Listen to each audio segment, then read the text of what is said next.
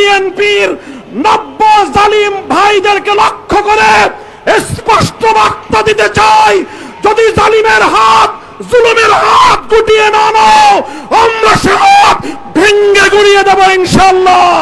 24 জুলাই বিপ্লবে যখন বলা হয়েছিল স্যার একটারে গুলি করি একটাই মরে বাকিটি যায় না, আলিফের কণ্ঠে আমি সেই প্রতিধ্বনি শুনতে পেয়েছি।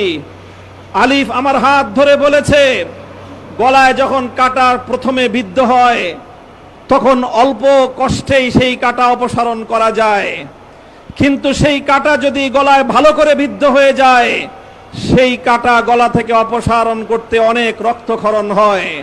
মমিনুল হক বললেন, জুলাই আন্দোলনের সময় যে আন্দোলনটা করেছিলেন সেখানে যখন একজনকে গুলি করে হত্যা করা হয় আর একজন এগিয়ে আসে, তখন পুলিশ স্যারকে বলে, স্যার একজনকে গুলি করে হত্যা করলে আর একজন এগিয়ে আসে, স্যার এইভাবে আর কতক্ষণ চলবে স্যার? সেজন্যই মমিনুল হক বলেছেন, বিএনপি যতই জুলুম করুক না কেন, যতই অত্যাচার করুক না কেন, যখন সেই জুলাই আন্দোলন আবার শুরু হবে একটা মারবেন আর একটা এগিয়ে আসবেন, সেটা নিয়ে কিন্তু জনগণ আর ভয় পায় না। এটাই হয়তোবা আমাদের মমিনুল হক বোঝালেন।